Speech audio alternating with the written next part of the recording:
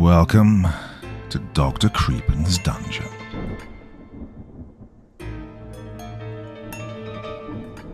We're so scared of ghosts because they embody the unknown and the inexplicable, challenging our understanding of reality.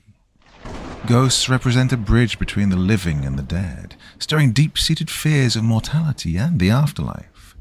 Their presence suggests unfinished business and unresolved emotions, invoking anxiety about our own life's meaning and what might linger after death.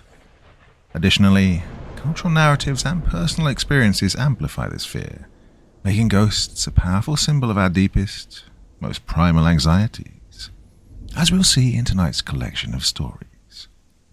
Now, as ever before we begin, a word of caution. Tonight's tales may contain strong language, as well as descriptions of violence and horrific imagery. If that sounds like your kind of thing, then let's begin. Call my name. The house had an uneasy feeling about it. Mark had seen it first, and he'd fallen in love with it. She knew that any house she showed him after that would never match up to the chocolate box cottage on the outskirts of the small, old-fashioned village, the quirky wooden beams in the rustic lounge, the quaint thatched roof, the overgrown, bewitching garden with its secret hideaways and colourful flowers. He'd fallen for the house the moment he saw it, and from that day on, Sophie knew her fate was sealed. It was inevitable, and her husband always won. They moved in on November 11th. All their modern things looked strange amongst the old brick walls and the looming ceilings. Sophie put her juice mixer on the stone kitchen counter and stared at it, thinking how displaced it looked, and then how displaced she was herself. She'd always wanted to live in the city in a modern apartment, but they couldn't afford to live in the city unless they sacrificed comfortable living for squalor, and all the apartments she'd shown Mark had failed to impress. Deep down, she too knew that they were horrible. So here they were, in the desolate countryside with an hour's commute to Mark's job every single day. Sophie was still searching for employment, and she thought glumly of how she'd be on her own day after day until she too found a soulless office job. Still, a soulless office job surrounded by other people had to be better than life in the country by herself, without even a pet to keep her company due to Mark's allergies. They began to settle in over the next few days, unpacking boxes, putting up pictures.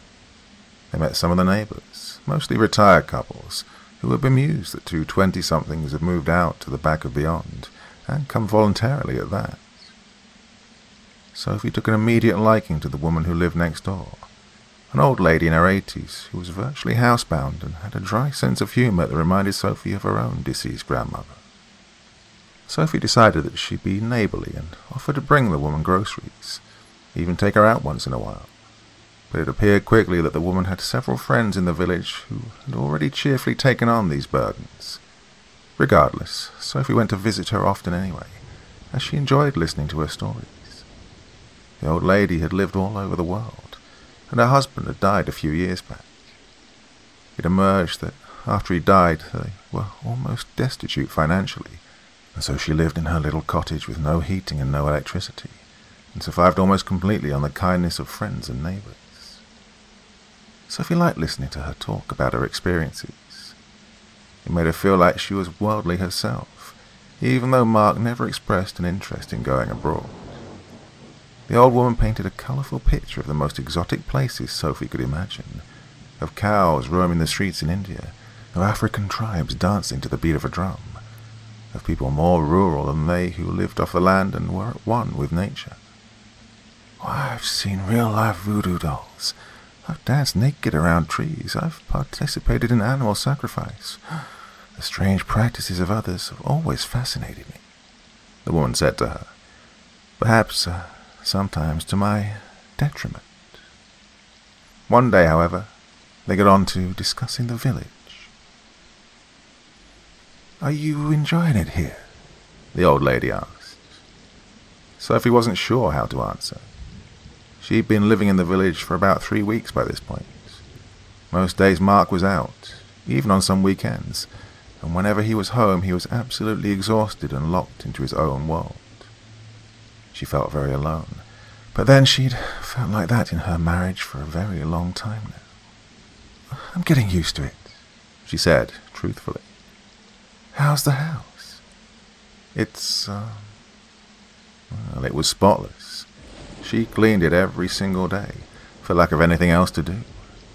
But it was also cold and dark, and as the night started to draw in earlier and earlier, she found herself hurriedly shutting all the curtains and turning on the lights, for fear of what she might see out of the window. She had no idea why. The old woman waited for her answer, but she trailed off, leaving the sentence dangling in the dank air. Sophie thought of something to say. "Did you get on with the people who lived there before? Did they come round much?" A dark look passed over the old woman's face. She twisted her leathery fingers and coughed. "I didn't like them much," she admitted, looking away from Sophie. "We were friends once, but I didn't always agree with the things they did, so we weren't friends anymore." "They passed away there, didn't they?" Well, the estate agent had been required to inform them of this. The couple who lived there before had passed away in quick succession, one after the other, within the week, both from heart conditions. The deceased wife was found cradling her even more deceased husband on the sofa in the living room. Sadly, he died 7 days earlier. She hadn't thought to inform the police. His decomposing body had been found in her own lifeless arms by a neighbor concerned about the smell. While Sophie was repulsed by this, Mark was thrilled. Death made houses cheap. "Corpses were found there, yes," the woman said. Sophie thought her phrasing was interesting, but she couldn't put her finger on why. "Well, it's terribly sad." The old woman then pursed her lips, and the conversation moved on. Mark didn't get home until late that night. Sophie had made spaghetti, but he called to tell her he was delayed and had already eaten at work. She spooned the congealed, misshapen lumps into the bin, trying not to cry, or to rekindle the old familiar feeling of suspicion. It was the 4th time that week he got home as she was going to bed. This was her life now. As she cleared up the mess in the kitchen, she heard an odd sound, like a floorboard creaking. She paused, stock still, like an animal sensing prey is near. She breathed out, trying to pull herself together. It was common for floorboards to creak or radiators to gurgle, as the house was old, and it often made strange noises. And then she heard it. "Sophie." She froze. Someone was calling her name. The E sound was elongated, like they were taunting her in a game of hide and seek. She stayed as still as possible, waiting for it to come again. It did not. Cautiously, she crept out of the kitchen into the hallway. She wondered whether she should arm herself with something, and grabbed a pot plant. What she'd do with a pot plant she didn't know, but she felt better for holding it. "Who's there?" she called out. The house lay silent before her, giving nothing away. "Who is it?" She searched every room, but no one was there. She breathed out as she got to the bottom of the stairs and put the pot plant back in its place. Nobody was hiding. Loneliness did strange things to one's imagination. Over the next 3 weeks, she heard the sound twice more. The first time Mark was in the house as well, having a bath upstairs. She was in the kitchen again, making brownies to see if it would appease his bad mood. It was Sunday afternoon, a day of rest. Mark's work phone and his laptop lay across the kitchen table, and it had buzzed 3 times already in the time she'd been out of the room. Sophie wouldn't have been surprised if he needed to go back to the office today. She stood there over the stove. She heard it again.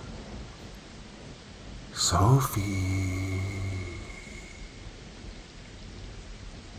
The sound was far away, yet she knew it was her name. At first she thought it was Mark, and went to find him. He was lying in the tub, reading the news on his iPad. "Did you call me?" she asked. Her heart was pounding a little. "What?" "I asked if you called me." "No, don't think so." She nodded and left him to it. She felt a prickly feeling crawling up her arms. It had to have been the house. The sound was coming from far away and was most likely just the pipes gurgling. The second time was a couple of days later. This time she and Mark were lying in bed. She was lying, unsatisfied, in the scratchy sheets, trying to sleep after their all-too-quick lovemaking. Mark was already snoring. "Sophie." She definitely heard it this time. The sound had been close, like someone was standing outside the door. She shook Mark awake. "What?" he grunted in his sleep, irritated by her hands scrabbling at his back. "I heard my name," she said. "Someone's outside the door." "You're just dreaming, Soph." "I'm not asleep yet. How can I be dreaming? Go and check, will you, please?" He grunted. "Mark." "Oh, for fuck's sake." He hurled himself out of the bed and flew, the bedroom door open. Its creaky hinges groaned at the sudden movement. "Oh, there's no one out here." She heard his voice as he padded around the landing. "There's nobody here, Sophie." He stood in the doorway, his large frame blocking most of the light behind him. For a second, Sophie thought she could see a figure advancing up the stairs, something dark and slow. But then he moved, and there was nothing. "Oh, you're just imagining things," he told her, turning off the lights and clambering back into the itchy sheets. "I'm not, Mark. I heard someone. I've heard it 3 times now." "Sophie, you know what you're like. You make things up. None of it's real, is it?" She knew what he was referring to. The last time she'd made things up, as he put it. "Mark, this place frightens me." But he wasn't listening anymore. In another couple of minutes, he was back to sleep. Sophie stayed awake the whole night, staring at the door. A few days later, Sophie went on another visit to see her elderly neighbor. Today, she didn't find her in good spirits.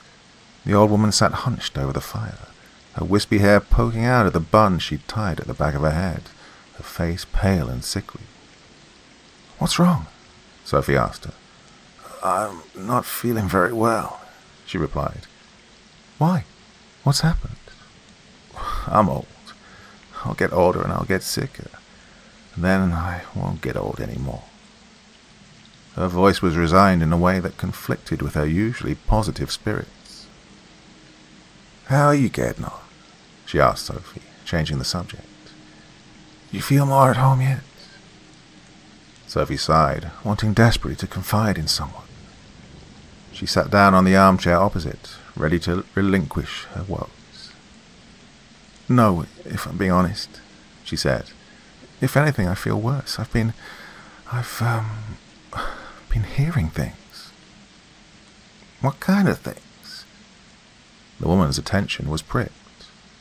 She tilted her withered head away from the fire in Sophie's direction. Sophie suddenly noticed how blue her eyes were. She would have been pretty once. "I've been hearing someone calling my name, but nobody's there." "Oh, is that so?" The woman didn't look surprised, just sad. Like what Sophie had said was as inevitable as her own ill health. "I know it's an old house," Sophie continued, "but I know what I'm hearing. Last night it was completely clear, like it was just outside the door." Her neighbor nodded her head, drinking in the information. "And I'm sure I saw a figure moving behind Mark on the landing. I know it sounds crazy, but There's something in that house. The old woman sighed. You shouldn't be afraid, Sophie. It's just an old house. We can twist sounds to what we want to hear, or rather, what we don't. You're very isolated. Just put it past you. But I think I'm sending myself crazy. I know I've imagined things before, things which nearly destroyed our marriage because I was so paranoid, but this feels real to me, like someone's trying to get my attention. Sophie, in all the years I've lived next door to that house, I've never heard anything strange going on there.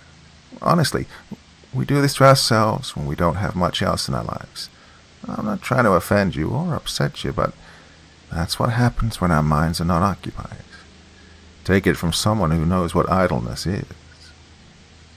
Sophie nodded, feeling a little better. Perhaps her neighbor was right. It was just her imagination. She left the house, her burden feeling a little lighter now she confided in another soul. The old woman watched her go, a feeling of dread creeping upon her. Was it better that the girl didn't know? Was it better that she lied, that she kept from her who those awful people really were, the ones who'd lived there before? Yes, their bodies had been found. They could not torment the old lady anymore. They couldn't blackmail her for the things she'd seen go on in that house. But darkness never truly dies. She knew that. The kind of sins that went on in that house, rituals, as they call them, they would never really die.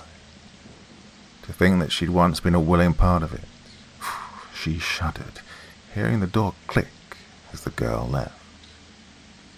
The old woman knew that she would be subject to the same fate when it was her turn. Bodies can die. Other parts of you never will. They'd been living in the cottage for 3 months when Sophie found them. The underwear with a lipstick mark on them. What a cliché. She was almost embarrassed. She wasn't angry because she'd known for a long time. Yet she'd hoped, perhaps naively, that moving to a new place meant it would have stopped. She'd obviously been wrong. She confronted him that night. Well, he denied everything at first, before breaking down. Yes, he'd been seeing her on and off for a year now, yes. He loved the other woman, so no, Sophie wasn't paranoid after all. Yes, he'd carried on lying even when his wife confronted him with her suspicions. Sophie left the house and was enveloped by the night. She let the darkness carry her through the village lanes, round the church, through the graveyard. She allowed herself to be invisible. After all, in Mark's eyes, she already was. Mark splashed his face with cold water in the upstairs bathroom. Christ, had he really been so stupid? He always checked his underwear. He showered after every encounter. He kept his condoms hidden in the boot of his car. He'd obviously been tired after he got in and flung them in the laundry hamper without thinking. And he'd got away with it last time. He'd talked her out of it, made her think she was just paranoid. Had he destroyed his marriage?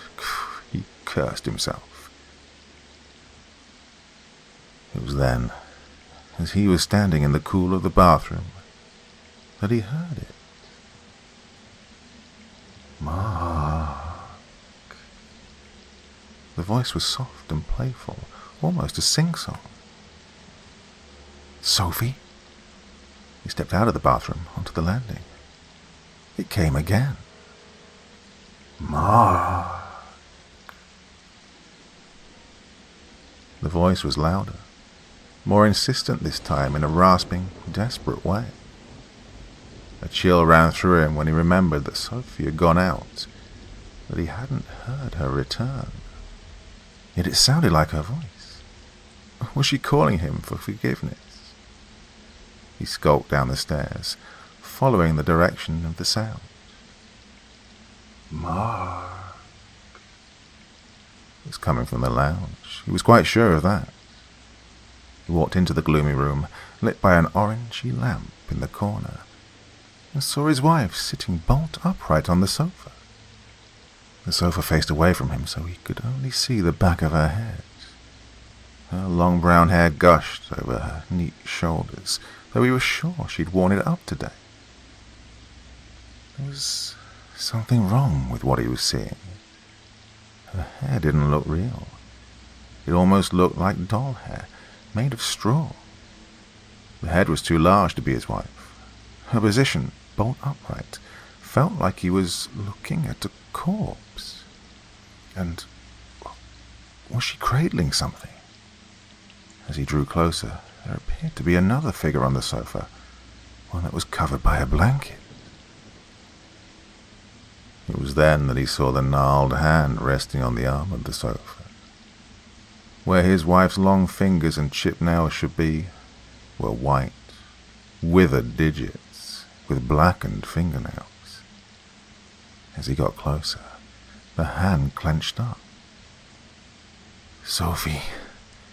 He prayed she was playing a trick, but as he stood behind it, a feeling of pure dread came upon him.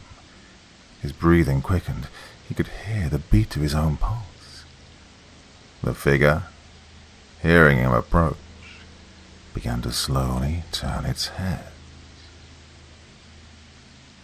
Sophie was walking back to the house and deciding whether or not to go back in or just keep walking in the other direction. She'd been crying and her face was bloated from it. Though she couldn't feel anger anymore. She was just tired. It was as she was passing the front garden of the cottage that she heard the scream. It was a shrill, piercing scream, tortured, and it seemed to go on for minutes. Sophie stopped, knowing that it was coming from inside her house, knowing that it was her husband. Yet, what was she thinking? He'd told her that she'd been imagining things, hadn't he? That she was just paranoid? She hovered at the gate, debating whether or not to go in and investigate. All the lights seemed to be off. The house was still. Sophie kept walking down the lane, whistling as she left the little cottage in the distance behind her, and the echoes of the scream died in her ears.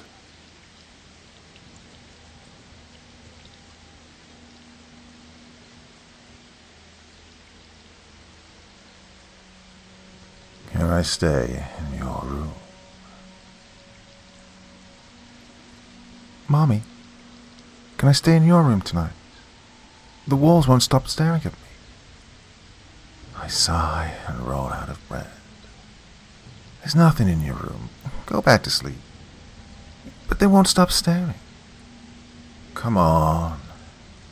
I take Will by the hand and guide him back to his room. Walls can't see. Well, They don't have eyes. Mine do. They do. They keep looking at me. we crossed the threshold of his doorway, and I set him up on the bed. Pictures of family, past and present, are hung, clustered around the room. See? Look. Will points to one of the pictures across from his bed. A large portrait of his great-great-grandmother, long deceased. Due to the way the picture was taken, she seems to stare at whatever the picture faces, in this case Will's bed. It's just an old picture. I can't change that it looks like she's staring. Will you take it down, please? Please. I sigh. Sure. I reach to pull down the old portrait, and her eyes slowly lock with mine.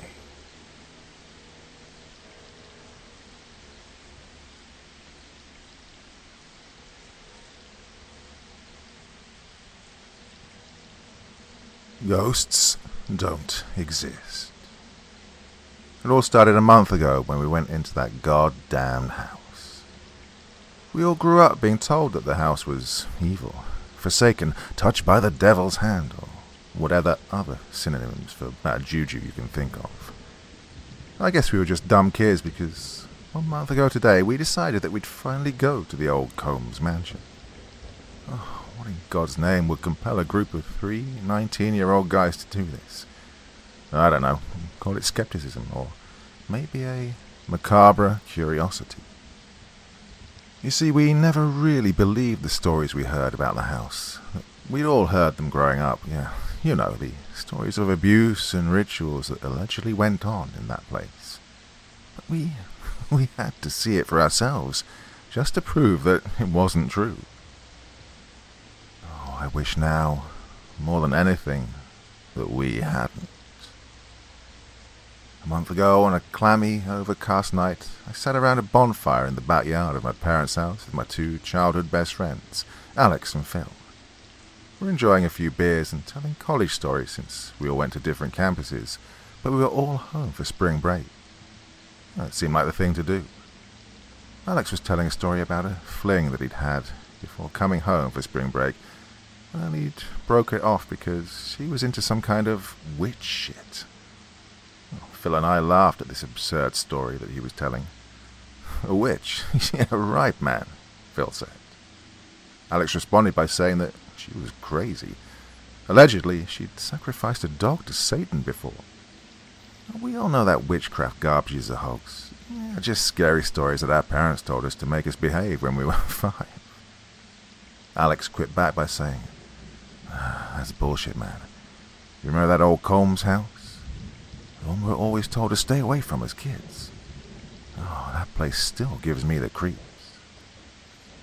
Phil replied, what? The witch house?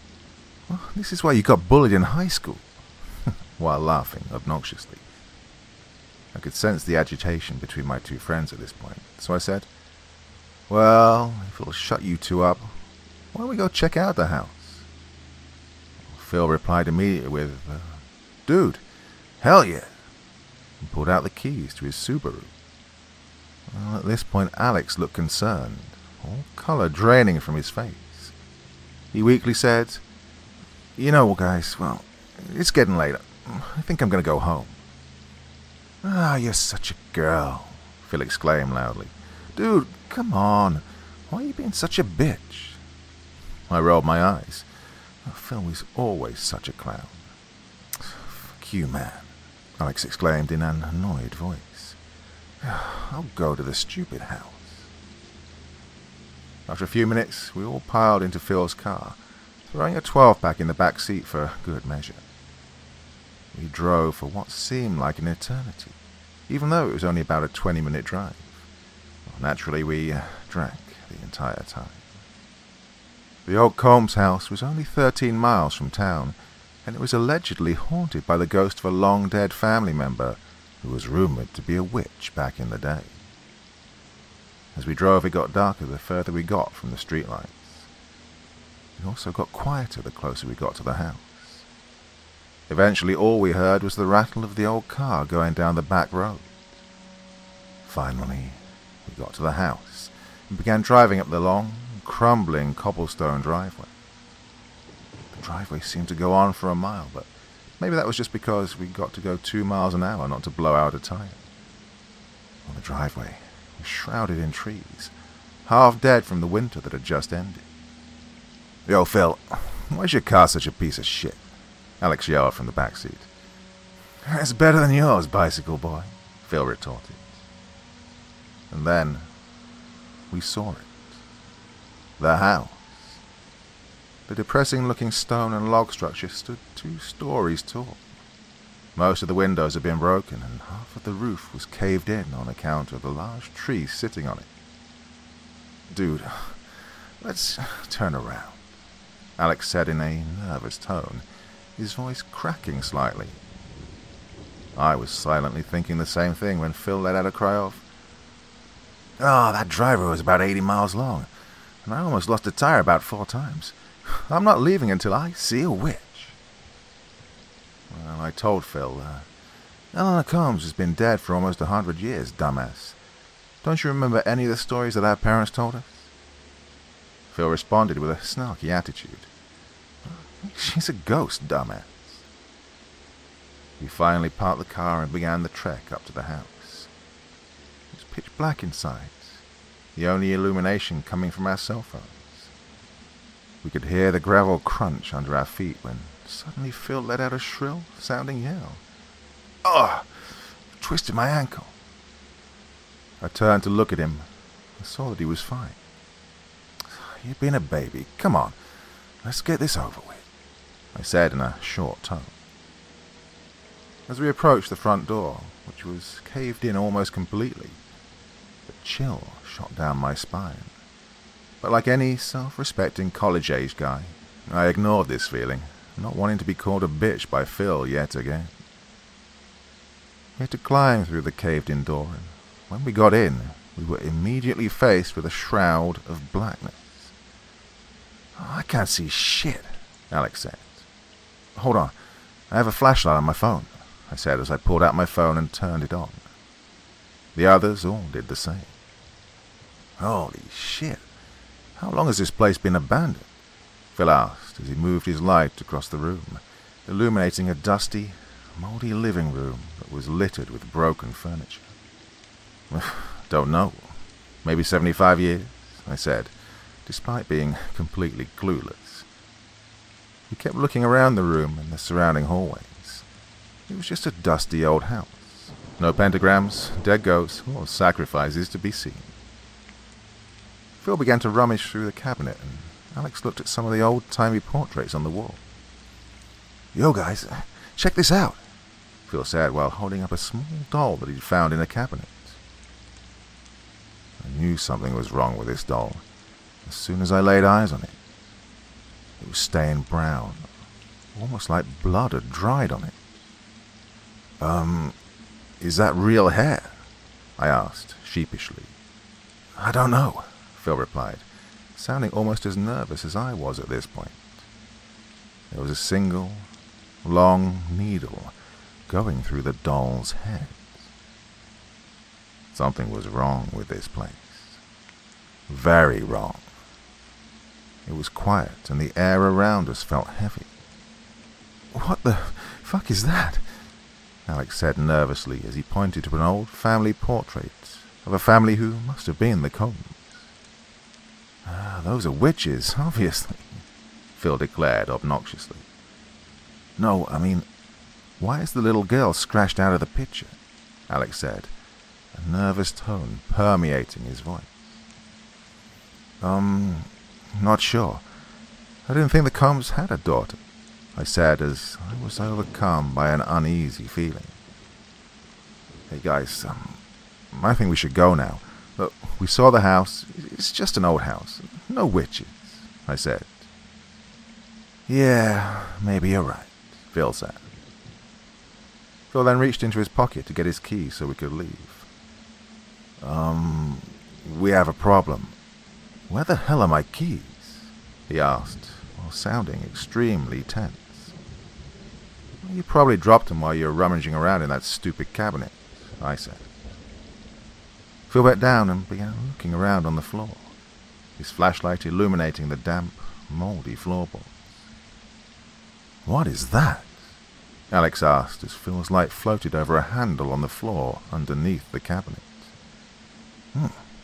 Looks like a trap door," Phil said. And then, out of nowhere, a sickening feeling of dread mixed with an insatiable curiosity hit me, as if there was some kind of terrible secret I just had to know, hidden underneath that door.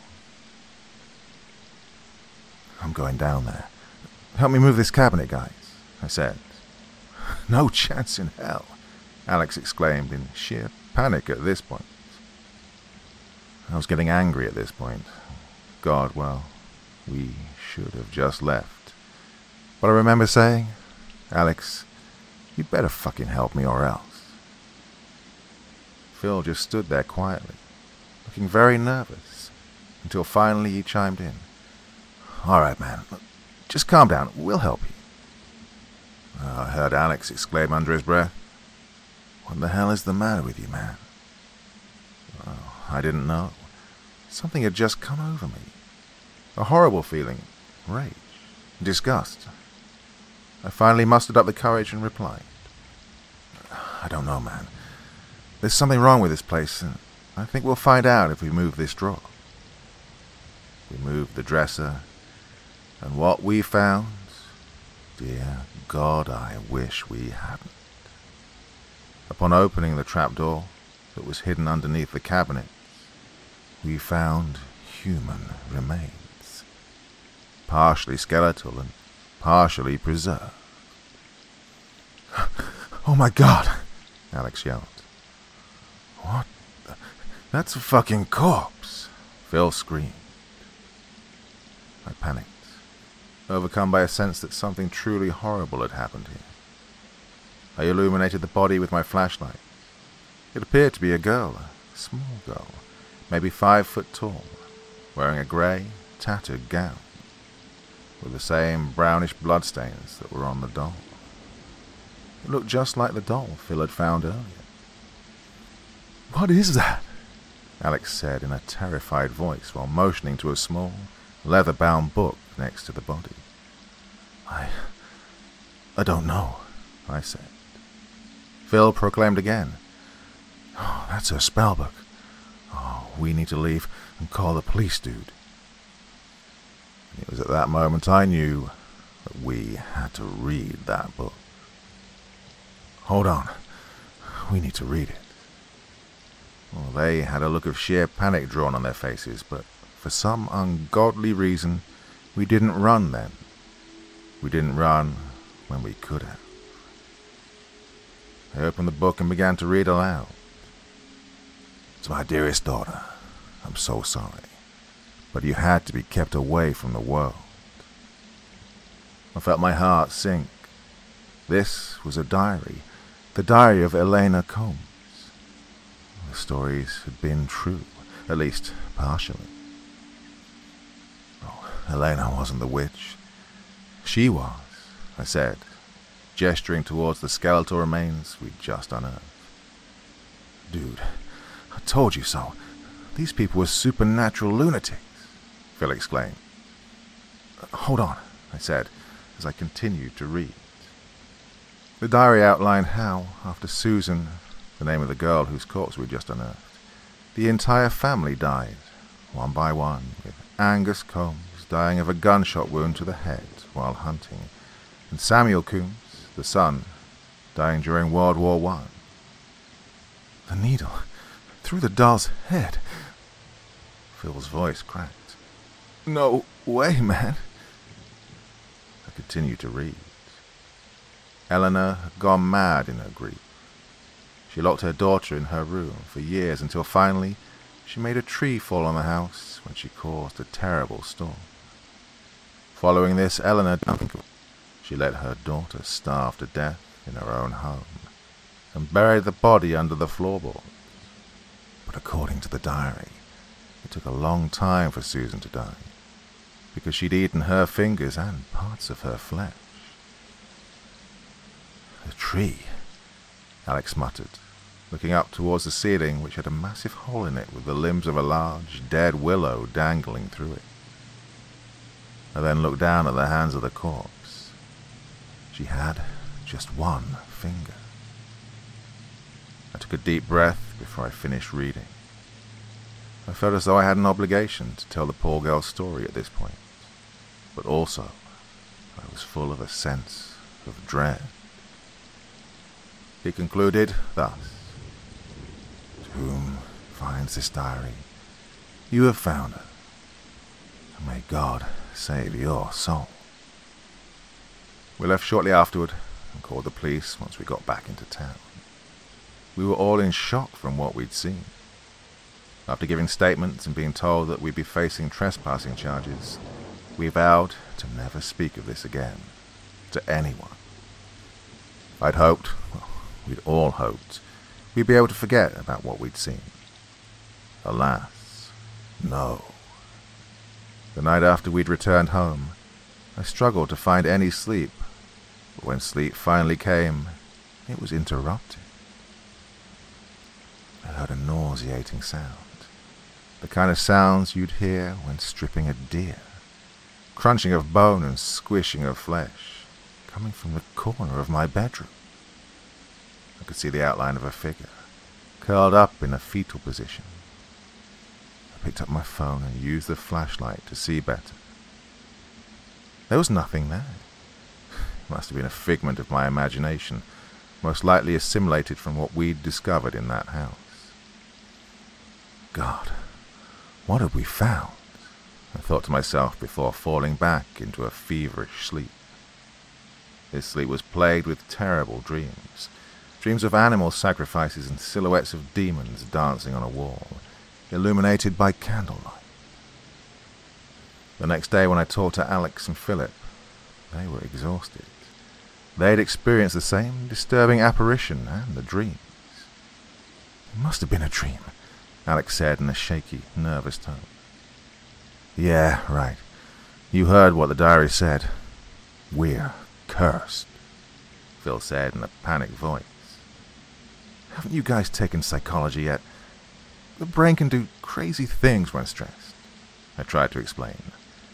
Well, I hoped it was just our minds playing tricks on us.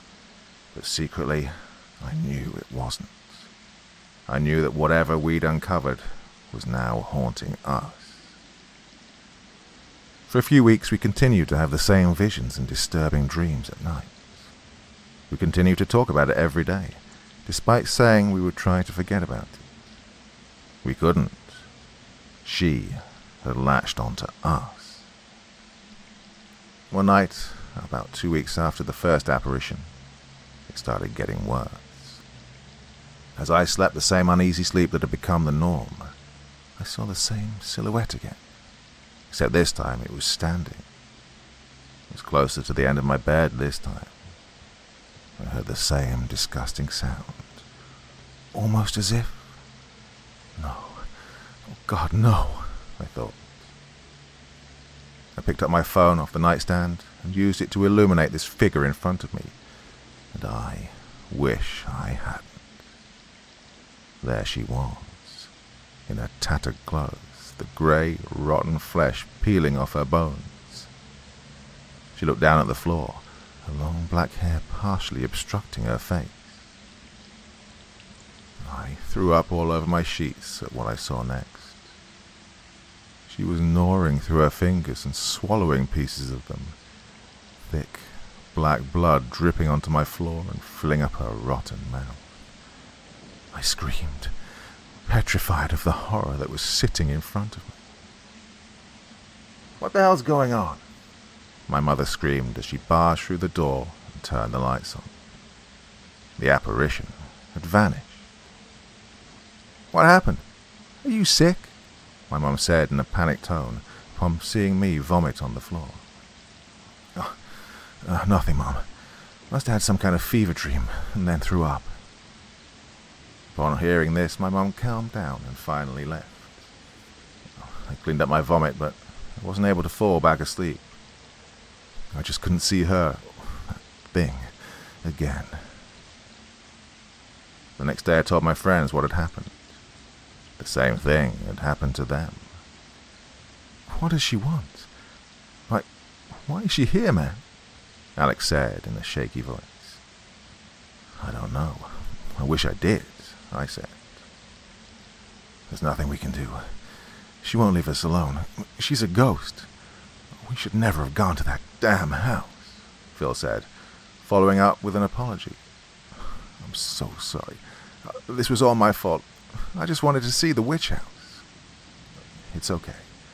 We all thought it was fake, I replied, feeling smitten. We were all unsure and very afraid. What does she want? How would we make her stop?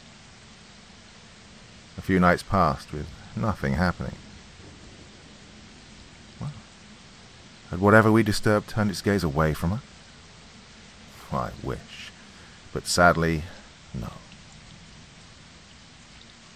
Things only got worse from there. I don't remember how many days had passed, but I was once again awakened by the sound of gnashing of flesh and crunching bone. The stench of something long dead assailed my nostrils. I sat up immediately and looked around my room, but I didn't have to look far. She was standing right next to my bed, less than a foot from me. I tried to scream, but no air escaped my lungs. There I was, looking directly at her. Her matted black hair no longer covered her face. I could see the coagulated blood on her face. Her eyes, or lack thereof, stared into my soul. I looked directly into her cavern-like eye sockets and was overcome by fear. There was a literal dead witch right in front of me. This encounter felt like an eternity, but was in reality only a few seconds. It ended when she lifted her mangled, rotting hand and pointed at me with one finger. The one finger she had left. Blood dripping all over me at this point. I was frozen. She opened her mouth and let out a groan as if she was trying to scream, but her vocal cords had decayed away. I knew that I was going to die at that moment. But then, she vanished. The following day we all met again. We had to do something about this. We had to find out what was afflicting us.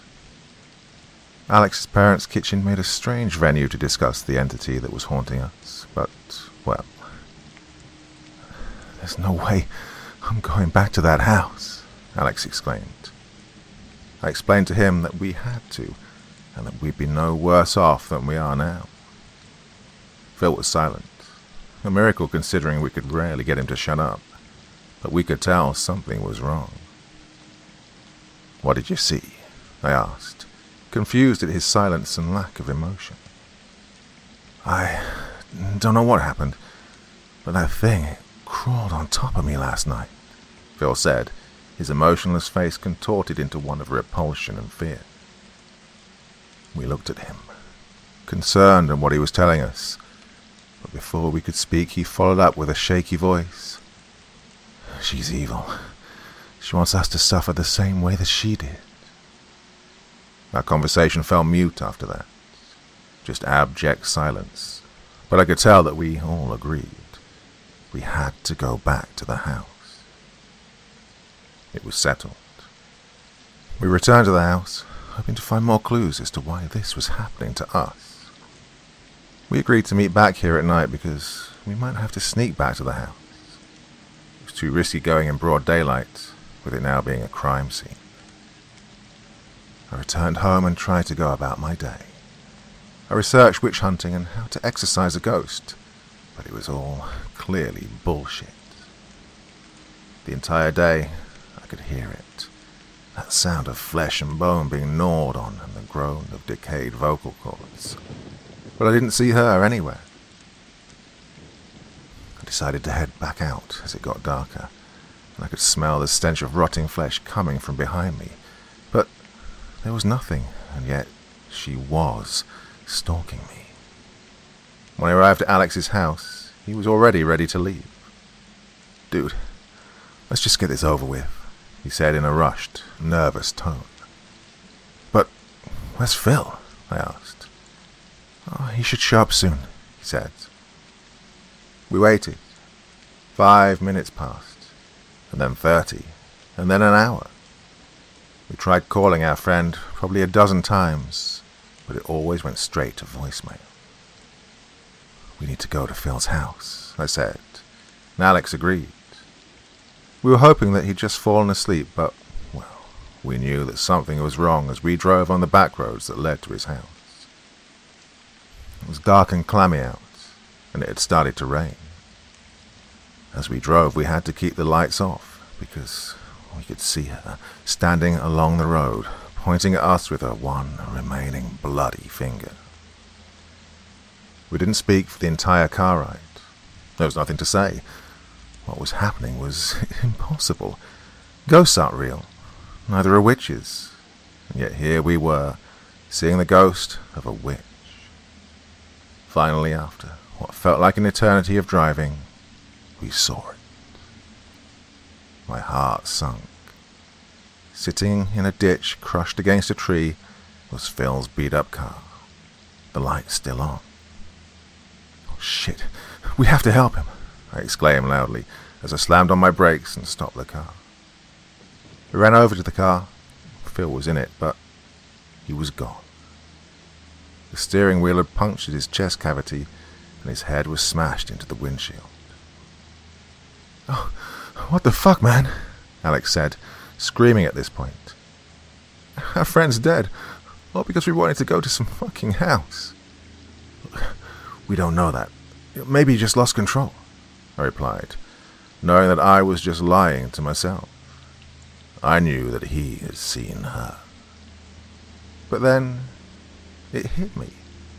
Phil's hands were wrapped around the steering wheel. His fingerless hands, well, all except for one, which was outstretched and pointing to a small clearing. There she was, staring at us. She was illuminated by the headlights from Phil's car, and I was terrified. This thing had killed our best friend. She smiled a sickening, twisted grin, black blood flowing out from her mouth of rotten teeth. We ran and got into my car and sped off, almost going off the road at several points. Finally, when we got far enough away, we called 911. We found a spot to pull off the road and wait for the ambulance. Finally, we saw the lights of the ambulance coming our way. Once they passed us, we followed them to the crash site. When we arrived, we were horrified to find that Phil's body was gone. Do you think that she took him? Could he still be alive? Alex whispered, not wanting to be overheard by the paramedics. I didn't know. I had no idea what could have happened. Did Phil somehow survive the crash? No, that was impossible. He was dead. Anyone with injuries like that would be dead. I don't know, I said, trying to sound as collected as possible. After being questioned by the medics, the police arrived and asked us even more questions. Well, we answered them to the best of our ability, but we had no real answers for them. We need to go to the house. This has gone far enough, I told Alex. Yeah, right. Let's go, he replied. The drive there was tense, nerve-wracking. So much had happened in the past month. What are we going to do, man? We're fucked. She's going to kill us, just like she killed Phil. Alex let out, yelling from my passenger seat. We don't know if Phil's dead. Maybe he was able to walk away, I replied, knowing that I was wrong. I was just trying to cling on to any semblance of reality. No one could walk away from that. His fucking chest was caved in. Alex screamed, now sounding angry and frantic. I didn't say anything, but I knew he was right. This ghost, or witch, or whatever the hell it was, had killed our friend. We finally arrived at the house. The drive took what felt like an eternity. When we arrived, the house was dimly lit, as if by candlelight. She's waiting for us, Alex said, staring at me with transfixed eyes. What the fuck are you talking about? How do you know that? I asked. Why else would there be lights on in that place? Alex yelled back at me. He was right. But we had to go inside. We needed answers. What other hope did we have? We sprinted up the dilapidated cobblestone driveway, not caring if we fell or broke our legs.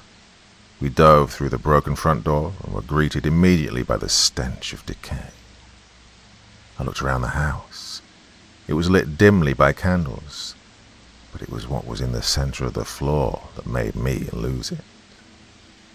Laying in some kind of sigil on the floor that was drawn in blood was Phil's body. My heart sank. Standing directly above Phil's corpse was the ghost, groaning in a haunting, rhythmic manner, as if saying some kind of incantation. Alex yelled as he lunged at her, but he ended up stumbling over Phil's body and passing directly through the apparition. But she vanished, at the very least. We need to get out of here. We need to get his body out of here too. I'm not leaving him behind, Alex said, still frantic after what had just happened. Yeah, you're right. Let's go, I said, as we grabbed Phil's remains and carried him out of the door. Alex tried desperately to call the police after this, but it was no use. There was no signal. Oh, fuck. Fuck! Alex let out a cry, bursting into tears and falling to the ground. I wanted to curl into a ball and let that thing take me at that moment. None of this could be real. This just couldn't be happening. You need to get help. We have to get out of here, I told Alex. He finally got up, and we did the only thing that we could think of. We put Phil's remains in the trunk and tried to leave. But the car wouldn't turn over. Had I left the lights on? No, we were only in there for a few minutes. And then, in my rear-view mirror, I saw her, sitting in the back seat, reaching up to grab Alex, who was sitting next to me. I cranked the car one more time and stomped on the gas. The motor roared to life and sent us barreling into the house. When I came to, everything was on fire. Alex was on the floor of the burning building, around 10 feet from me. Next to him was my car, completely engulfed in flames. I couldn't feel my legs. I had to drag myself over to him, but as I did, that thing crawled on top of him. Oh, he was thrashing and screaming, but it was as though she weighed a ton. He just couldn't move. She took her one rotten, twisted finger and put it over his face. Thick, black blood was dripping all over it. Next, she shoved the finger down his throat as he tried to scream. He flailed and twisted violently, letting out muffled screams as he was choked and suffocating on her tainted, vile blood. Next, she let out that same hellacious groan I'd come to know, and extracted her hand from Alex's mouth. He went limp instantly, as she pulled a black, hazy mist from his body. There was one last gasp as she pulled the soul from his body. She proceeded to open her decayed mouth wide, her jaw seeming to unhinge, and devoured the black mist that came from Alex. He was dead. I let out a cry. "Oh, God, help me!" I screamed, as the building burned and the world went black. As I slipped into unconsciousness, she started to crawl towards me. The last thing I remember was her gangly, rotten limbs crawling across the floor, her decaying mouth open wide with her hand outstretched towards me.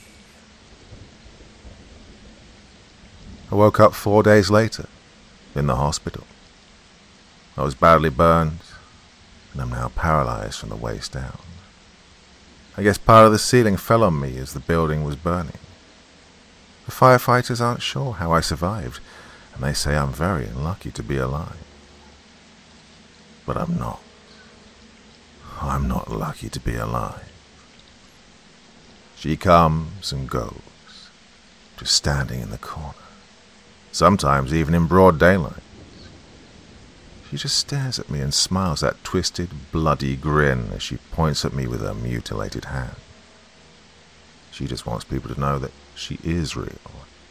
So, if you're listening to this, now you know. I'm sorry. It's the only way.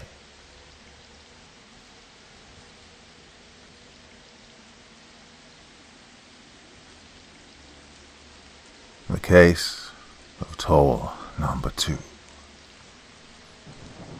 I work at the Auto Express Violation Division of Metropistas in Puerto Rico. My job is to take the license plates of the cars that pass the auto-pay tolls without funds in their accounts, to later process the infraction of the mail that the license plate in the picture taken had provided. Normally thousands of cars per day are fined by this system.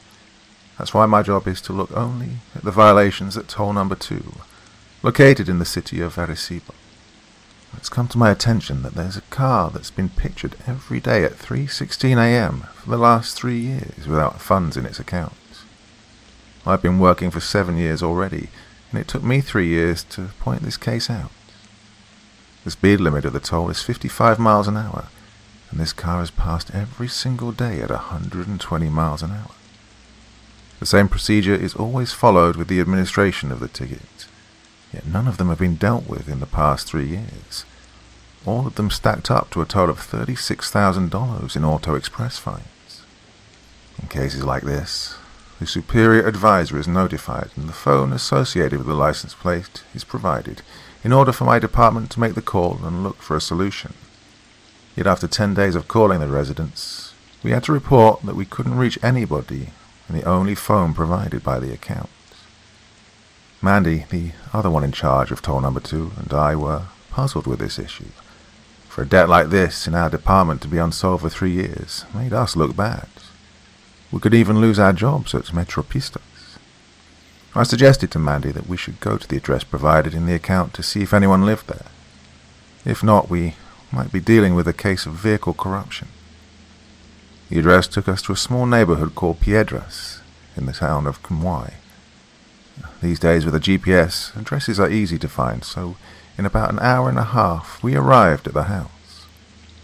What we found were the remains of what was once a house, for it didn't have doors or windows, all stolen throughout the years of non-habitation. It was obvious that the location hadn't been lived in for years, and someone might be using this address for some toll-free drives on the highway. As we were about to leave, Mandy saw in the back of the house the remains of a crushed car covered in grass, buried by time and moths. It took a while to distinguish between the front and back of the crushed metal in front of us, but Mandy finally found the VIN number and license plate of the vehicle, along with a rather disturbing realization. A 1986 Toyota Corolla that was decimated before our eyes had been off of the road for exactly 3 years. With a disturbing sensation in my entrails, caused by an unexplained fear coursing through my veins, I managed to get in the car and told Mandy to drive us back to the office to search for the records of the last owner of the car. Mandy's face upon reading the file was even worse than mine. Jose Mojica crashed against toll number 2 in October of 2010 at a reported 120 miles per hour, dying in the act at 3:16 a.m. After some time of thinking, we came to the conclusion that somebody's using the deceased license plate and VIN number. And then Mandy saw the time and had the idea to go this night to toll number 2 just in time to capture on video and cameras additional to the one that had taken the exact same picture for 3 years. What happened that night convinced me to stop addressing this matter ever again after the official release from the case. At exactly 3:16 a.m., the toll camera snapped a picture, but with no car passing under it until 3:18, when it took the picture of a car that passed by normally. After the picture was presented to our superiors, we had orders to file this case in an archive, along with the ones that will appear every day at 3:16 a.m. Presented with this text is one of hundreds of pictures that still take place every day at precisely this time.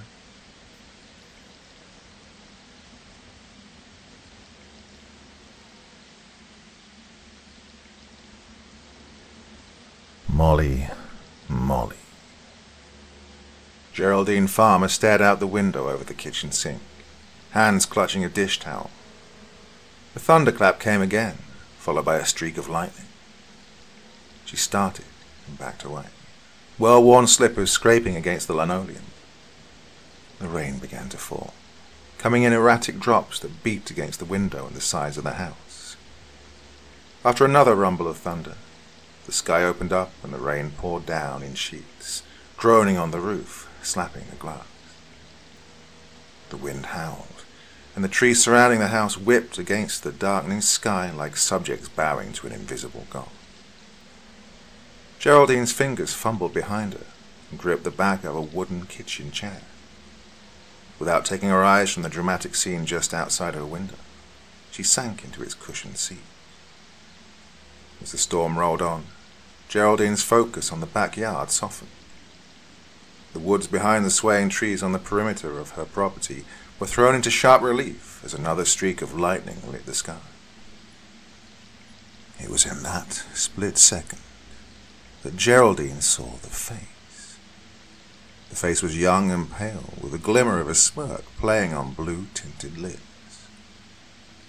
A rushing sound to her left tore her attention away from the horrifying visage. The calendar had fallen off the wall. Grateful to be busying herself with anything other than the face in the woods, Geraldine rose and crossed the room. It was as she was pushing the thumbtack back into the wall that she saw the date. June 30th, 2008. Her left side jerked spasmodically, and she gasped in pain as a hot lick of fire shot up her neck into her head. She staggered backward, only vaguely aware that her vision was becoming incredibly blurry. June. Her daughter. Turning, she reached for the wall-mounted telephone and dialed 911. When the operator answered, Geraldine Farmer uttered only one word before collapsing into unconsciousness. Molly. Molly Larson slammed the door to the sedan and flew up the pebbled walkway. Her grandmother stood just inside the screen door and bent to embrace the child as she bounded up the steps. Hi, Grammy, Molly said brightly, her blue eyes dancing. Hi, Mom. As Molly's mother plodded up the walkway, Geraldine noticed how deflated she looked. Hello, June. They embraced, and Geraldine stepped back, allowing both of them to enter her small, cottage-style home. How you doing, Molly? Geraldine asked as they stepped into the living room. Did you have a nice drive? It was all right, Molly said, twirling a long strand of blonde hair between her fingers. Her grey-blue eyes sparkled, and she lowered her voice to a whisper. We got lost a couple of times, though, and somebody cut Mommy off on the highway. She gave them the bird. Geraldine shot her daughter a look, but June just rolled her eyes and sagged into the love seat with her son. Molly hung her head. I'm sorry. It's all right, sweetie, her grandmother told her. We all get angry sometimes and do things we later regret, right? Molly nodded, making a point to avoid her mother's eyes. Oh, can I go outside and play on the tire swing? Geraldine nodded her approval. Just don't wander off, June called, but Molly had already disappeared out the door. Well, I can't believe the tire swing's still there, June said. I remember when Dad put it up. Geraldine took a seat opposite her daughter in a worn, paisley-printed chair. June, things are getting worse, aren't they? The younger woman's dark brown eyes instantly swam with tears. Mark served me with divorce papers, Mom. It's over. Geraldine sighed. Oh, honey, I'm so sorry. June ran thin fingers through a short tangle of honey-colored hair. Honestly, I'm not. For the first time, Geraldine noticed how thin her daughter had become. The soft cotton dress that would have hugged an hourglass figure just a year ago now hung limp as a dish rack. It looked as though somebody had picked June up and simply wrung her out. He's happy with Marcy, June told her mother. Happier than he ever was with me. Molly and I are better off. Well, good riddance to him then, Geraldine replied, a snap in her voice. You can do better. You're still young. You'll find somebody else. At age 32 with a 10-year-old, she didn't exactly feel still young.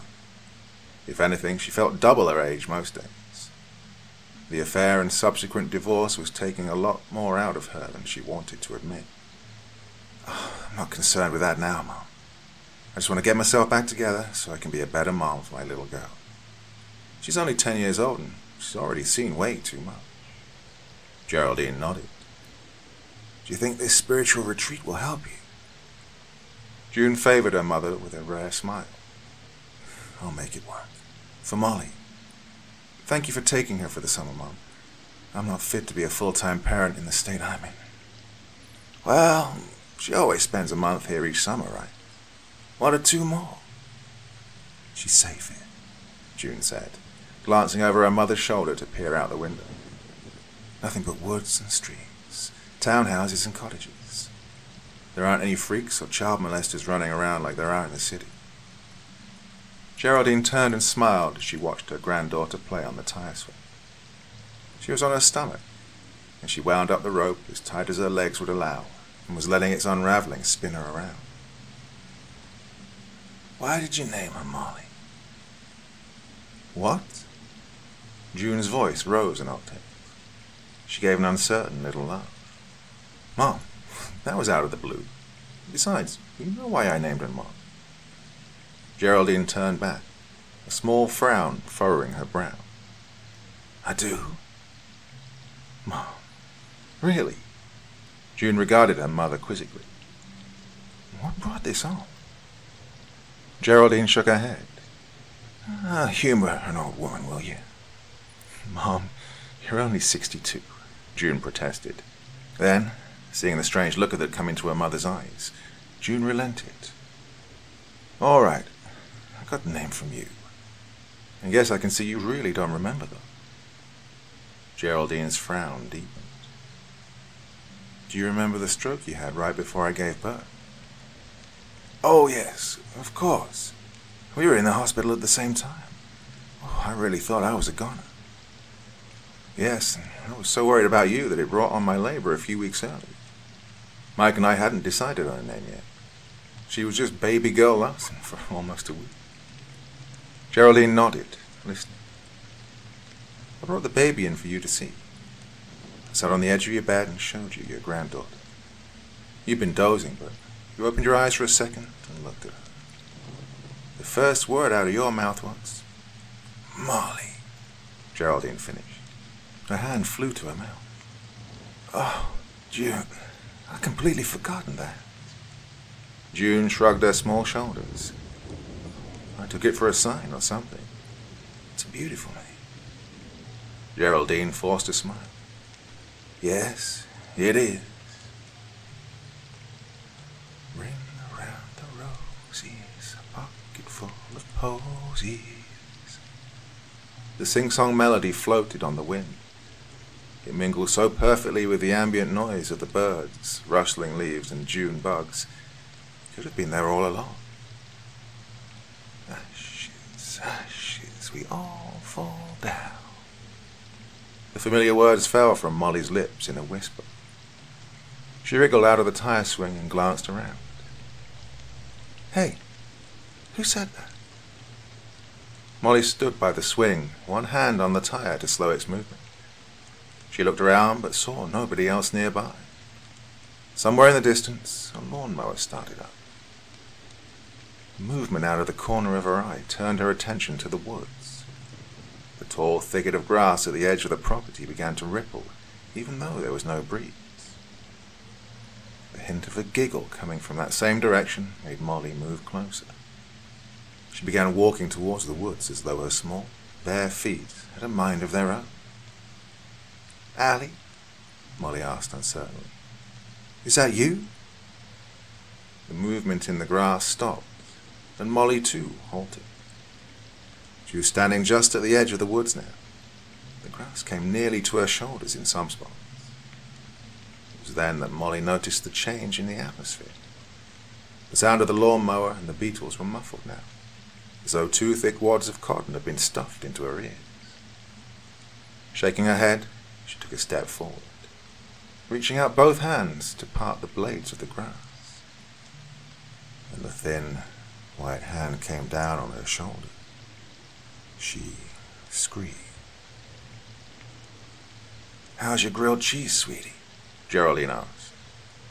Molly washed down a thick wad of bread and cheese with a swallow of milk. The glass had begun to sweat, and it slipped in her hands, making a loud thwop against the table when she tried to set it down. She jumped at the noise. It's good, Grammy. Oh, I didn't mean to scare you outside, honey, Geraldine said. It's just I've been trying to call you. You didn't seem to hear. I'm sorry. Molly felt her insides squirm at the recollection of the incident by the woods. Why had she been so scared? Molly prided herself on never being afraid, especially since Mum always seemed to be. When the hand had grabbed her shoulder out in the backyard, Molly didn't immediately recognize it as her grandmother's, and she'd shrieked like a baby gazelle being mauled to death by a lion. How embarrassing. I wish Allison and her family hadn't moved away, Geraldine went on, sipping a glass of iced tea. You and she always liked to play together in the summer. I thought maybe she'd come back. Geraldine's smile was tender. She placed a hand on her granddaughter's shoulder. No, they sold the house months ago, I'm afraid. An elderly couple lives there now. They have no grandchildren. It looks like it'll just be you and me this summer. Molly frowned. There are no other kids in the neighborhood. Geraldine shook her head. Not that I'm aware of. That's weird. How so? I heard a girl in the woods today. Geraldine flinched, drawing her hand away. You must have imagined it. Molly chewed on her lower lip. Yeah, I guess so. You be careful around the woods, Molly. You understand? Molly was startled at the sudden snap in her grandmother's voice. Okay, I will. You're not to go into those woods alone. Molly nodded. I used to go with Allie sometimes. We took a shortcut to her house. Well, it was all right with Allison. She grew up in these woods. She knows them. Knew them. Molly grew quiet.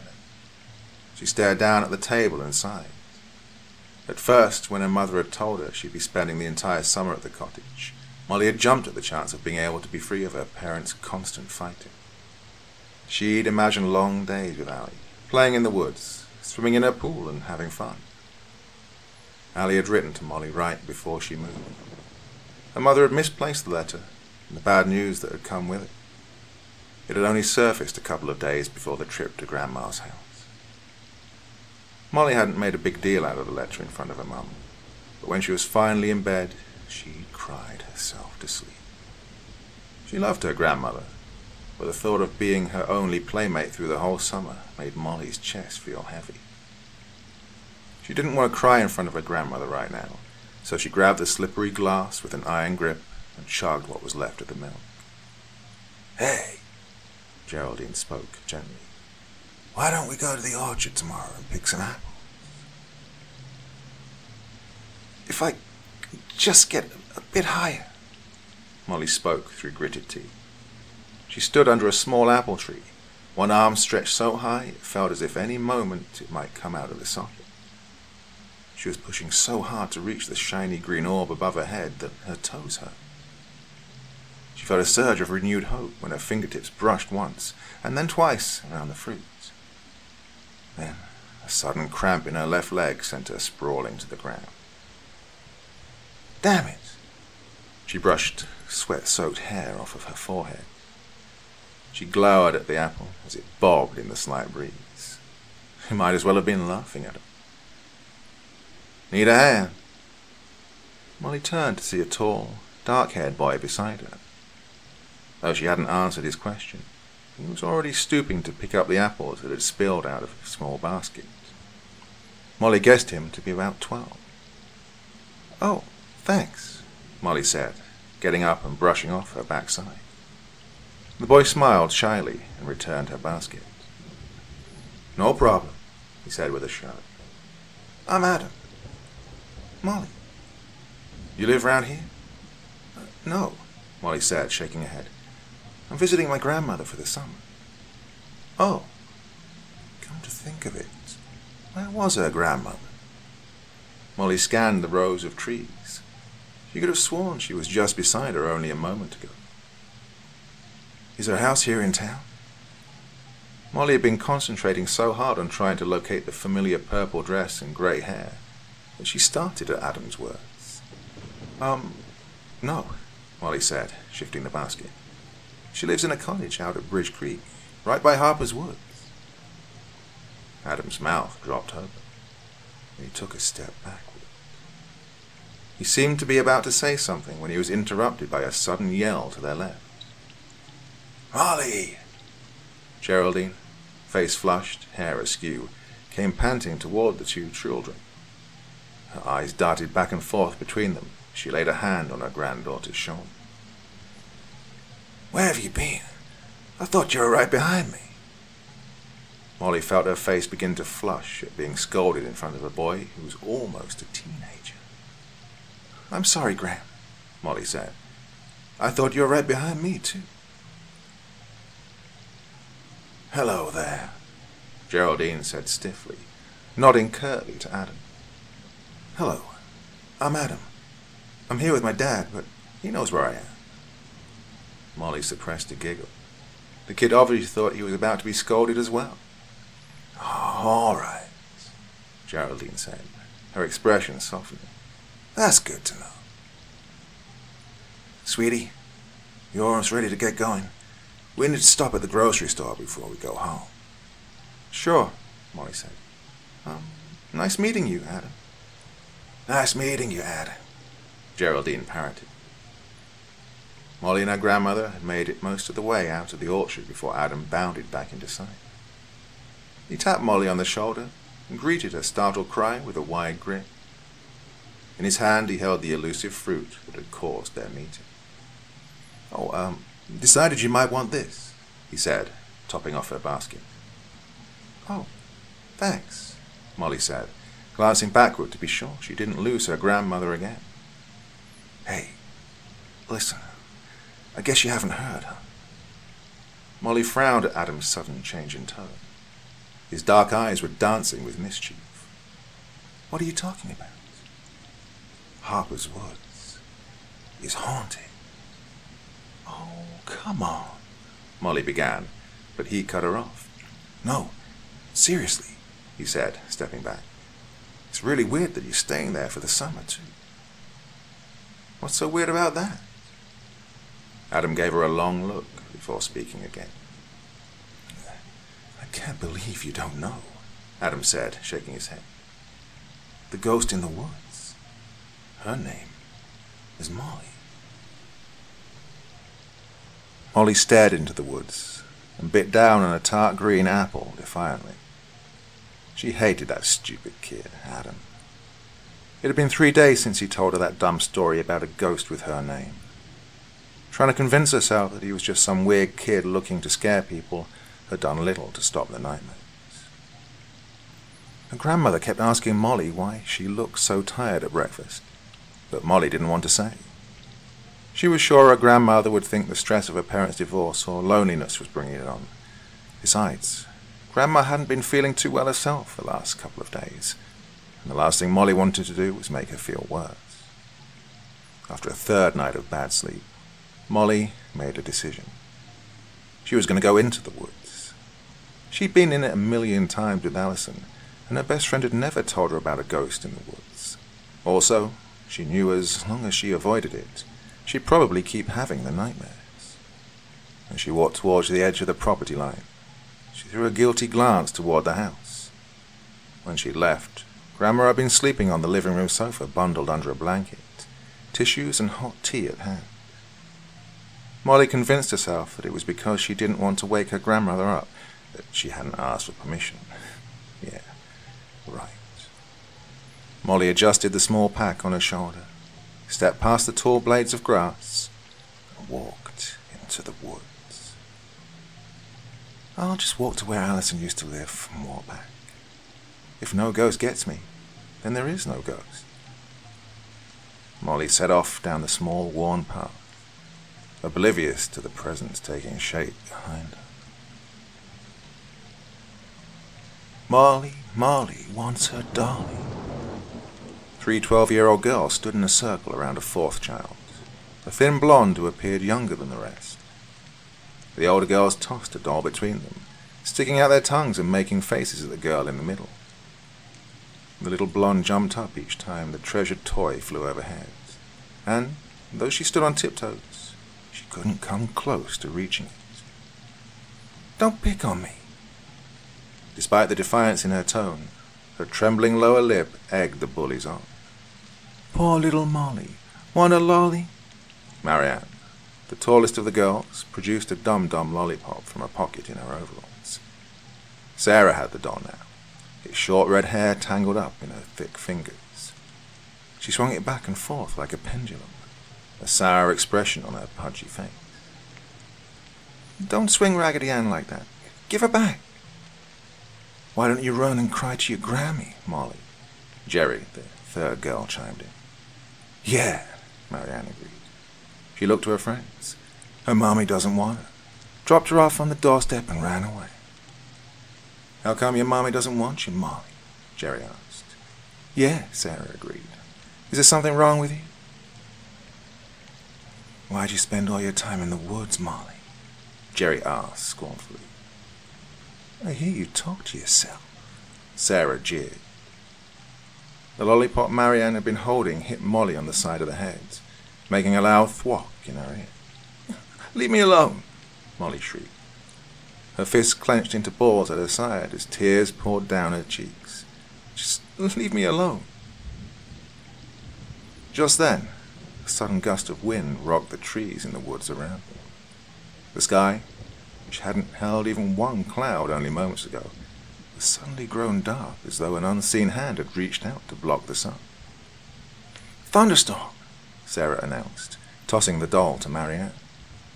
Jerry seemed to be the only one to notice the sudden change in Molly. The young girl was no longer crying.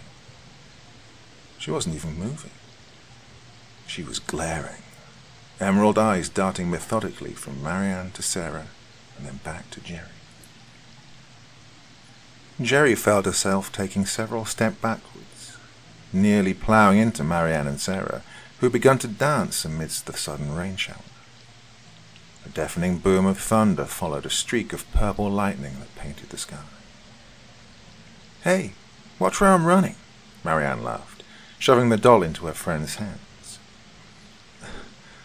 Let's get out of here, Jerry yelled above the storm, her gaze still on Molly. Those eyes, they just kept moving, no, ticking. Jerry realized with a crawling shudder that the eyes reminded her of one of those Kit Kat clocks ticking off the seconds. Tick-tock, tick-tock, tick-tock. Yeah, let's go, Sarah agreed, pushing a wet tangle of hair from her face. The two girls took off down the path, shrieking with delight. Jerry watched them go. I'm going to get lost in the woods. The voice was so close to her ear that Jerry screamed and jumped back. Though Jerry had only looked away for a moment, Molly had somehow managed to cover the 10 or so feet between them in that time.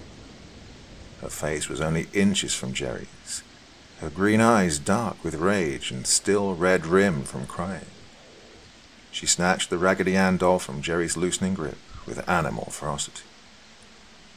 The smile on Molly's pale face was pure rage. But I'll come back for all of you. Geraldine woke with a start, her hand clutching at her sweat-soaked chest. As she struggled to right herself on the sofa, she was seized by a sudden coughing fit. Grabbing a cushion for support, she reached for a tissue and waited for the fit to pass. Damn it, Geraldine cursed. She could still see the cold eyes locked onto hers, still feel the sudden shock of cold raindrops through the canopy of dense forest. I'll come back for all of you.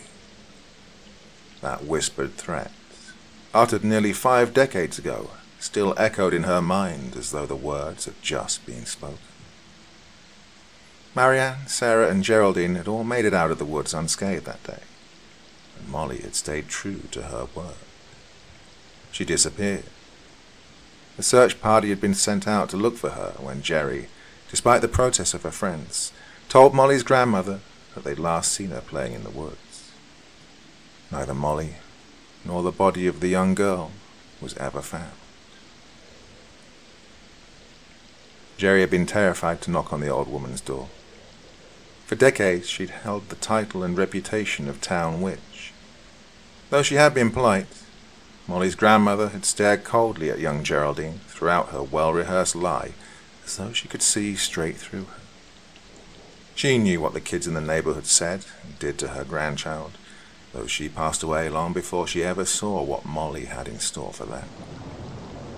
10 years later, on the exact anniversary of the day Molly disappeared, then 21-year-old Marianne Hutchins decided to go for a walk in the woods. Though she hadn't entered them in a decade, She got up early in the morning, left her newborn son with a neighbor, and vanished.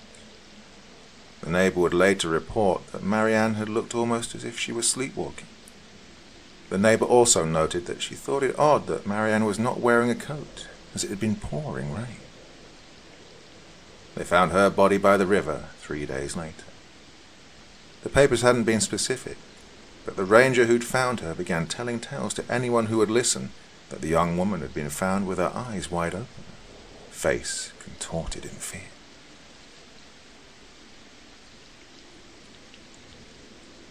10 more years will pass before the death of Sarah's grandfather brought Sarah, her husband, and 2 children back to her hometown. By this time, Geraldine had all but forgotten the strange incidents of Harper's Woods.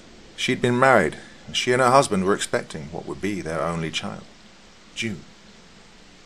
Geraldine had been sitting at the kitchen table the next morning, cutting Sarah's grandfather's obituary out of the paper, when the phone call came in. Sarah's husband could only conclude that, in her grief over losing her grandfather, Sarah must have woken in the night to take a walk and had perhaps gotten turned around in territory much changed since her childhood. They found her car parked just outside of Harper's Woods, and the body only 20 minutes later. Though the coroner had proclaimed accidental drowning as the cause of death, Geraldine knew better. It was then that Geraldine made peace with the fact that she only had 1 decade left to live. But death instead came to claim the life of Geraldine's husband during the span of that 10 years. And she didn't come in the form of an angry child on a specific anniversary day. Walter had simply stepped off the curb and had been hit and instantly killed by a drunk driver.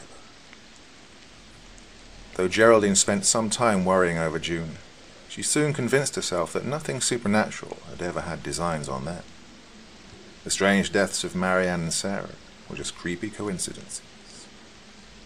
The insurance money Geraldine had come into from her husband's death had helped her and her young daughter more than either of them had expected.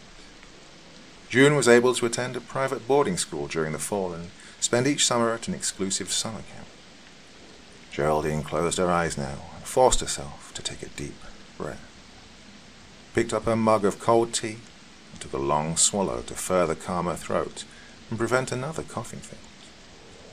She dabbed at the corners of her eyes with the tissue she still clutched in her hand. She rose from the couch and made her way to the kitchen. Selecting a glass from the cabinet, she turned on the tap. As she passed by the window, a flicker of movement caught her eye. She frowned at the calendar that hung on the wall by the phone. Its pages were fluttering as though caught in a breeze, but a quick glance around the kitchen told her no window was open. Geraldine's heart raced as her feet moved her toward the fluttering pages. She felt the glass slip from her hand. It hit the linoleum and shattered. But Geraldine didn't hear.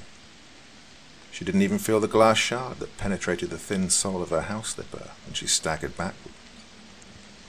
A flash of lightning lit up the sky. Geraldine gasped and turned her face drained of color to the window and the woods beyond. Oh no. Ring around the rosy. The voice was a whisper. Molly whirled to face the sound, but could see nothing but forest. She licked dry, chapped lips and swallowed hard. Who's there? She'd heard a twig crack a few minutes ago. Had somebody or something been following her? When the shape appeared from behind the gnarled old oak tree, Molly gasped and took a step back. The little girl smiled. There's a storm moving in. You should go home. Molly's chest tightened as she stared at a young girl who appeared to be about Molly's age, with long, stringy blonde hair and a tattered dress. The only thing that stood out were her eyes, green and almost unnaturally bright. Who are you? Molly asked. I'm Claire, the little girl said, stepping forward. It seemed to Molly that with each step she took, the little girl seemed to glow brighter somehow, as if bathed in her own private sunshine. I bet you thought I was a ghost, huh? Molly surprised herself by giggling. Yeah, well, somebody told me a ghost story about these woods. Oh, I come here all the time, Claire said. I've never seen a ghost. When Claire reached out a hand, Molly felt the slightly cold but solid presence of bone and skin when she shook it. She felt her muscles relax. The girl was just as real as she. Where do you live? Claire pointed. On the other side of the woods. You know the old lake house? Molly laughed. I thought me and Grandma had the old lake house. No, the other one, Claire said. Molly's mouth formed an "oh" of surprise. You live where my best friend Alison used to live. Claire smiled. I do? Yeah, and Grandma told me there were no other kids there. Claire shrugged. Oh, I'm staying there with my grandparents for the summer. A sudden rumble of thunder caught their attention. Molly looked up. Why hadn't she noticed the sky getting so grey? Do you want to come over, Molly? I'll tell you the real ghost story if you come with me. Molly felt a spidery shiver crawl along her spine. Claire, I never told you my name. Claire turned back, frowning. Yes, you did. Molly shook her head. She stared back. No, I didn't. Thunder clapped again. Molly looked up as the lightning flashed across the sky. When she looked back, Claire was gone.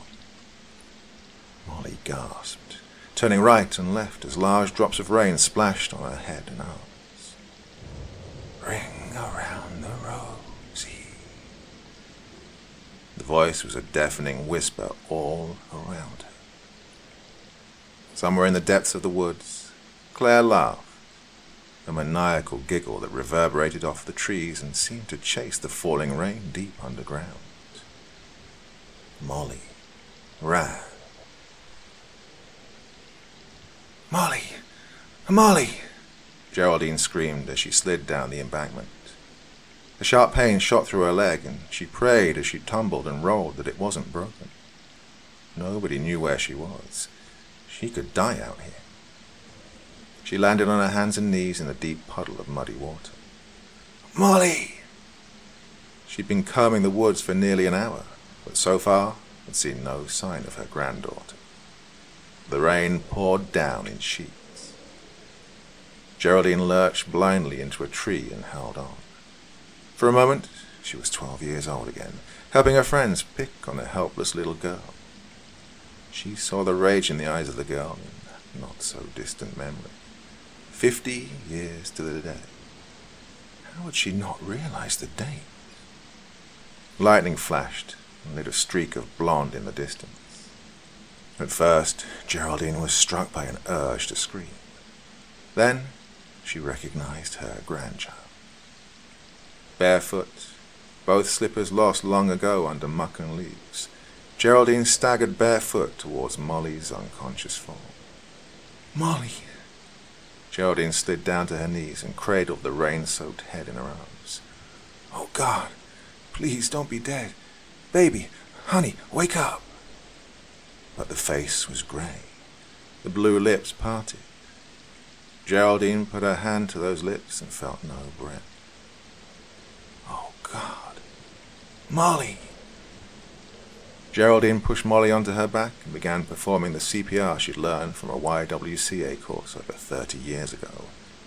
Though she had no idea if she still remembered what to do, instinct took over. She pressed on the small chest and blew frantically into the child's mouth. A strong gust of wind picked up, wailing through the trees and nearly knocking Geraldine to the mud-soaked forest floor. She looked up, gasping, momentarily distracted from her task. And she just heard a voice. Something moved in the distance. A figure. Was somebody out there? Help! Help! Over here, please! It's my granddaughter. I think she's drowned. Something moved. An amorphous figure melting into the trunk of a tree. Geraldine squinted, shook her head and resumed the chest pumps on her grandchild. An explosion happened beneath Geraldine's hands as Molly sat bolt upright and gasped for air. She fell onto her side and began coughing up water. "Molly! Molly!" Geraldine cried, holding her granddaughter close. "You're all right. Oh, you're all right." "Grandma?" "That's right, honey. Grammy's here." Geraldine pulled Molly away and held her at arm's length, checking her over for any injuries. The child's face was still pale, but the colour was quickly returning. Geraldine smoothed the hair out of her granddaughter's eyes. Her granddaughter's eyes. They were green. All pretense gone, the strange child's mouth twisted into a wicked smile. "Hello, Jerry." Geraldine staggered backwards with a shriek. No, where's my granddaughter? Where's Molly?"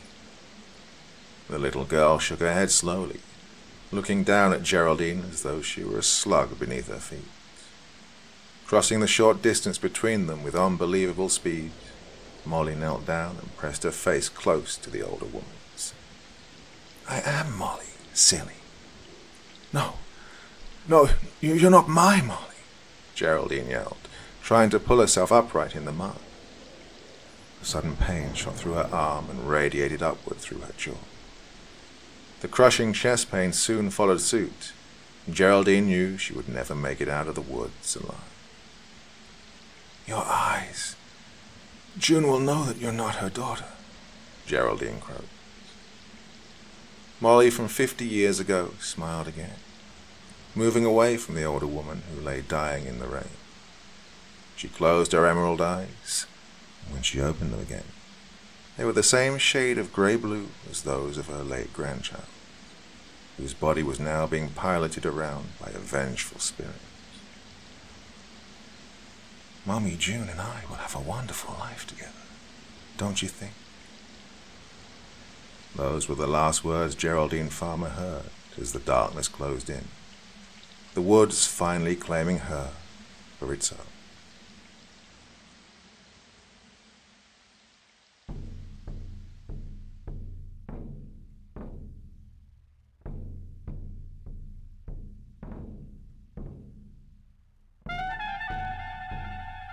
And so once again, we reach the end of tonight's podcast. My thanks as always to the authors of those wonderful stories, and to you for taking the time to listen. Now, I'd ask one small favour of you. Wherever you get your podcast from, please write a few nice words and leave a 5-star review, as it really helps the podcast. That's it for this week, but I'll be back again same time, same place, and I do so hope you'll join me once more. Until next time, sweet dreams and bye-bye.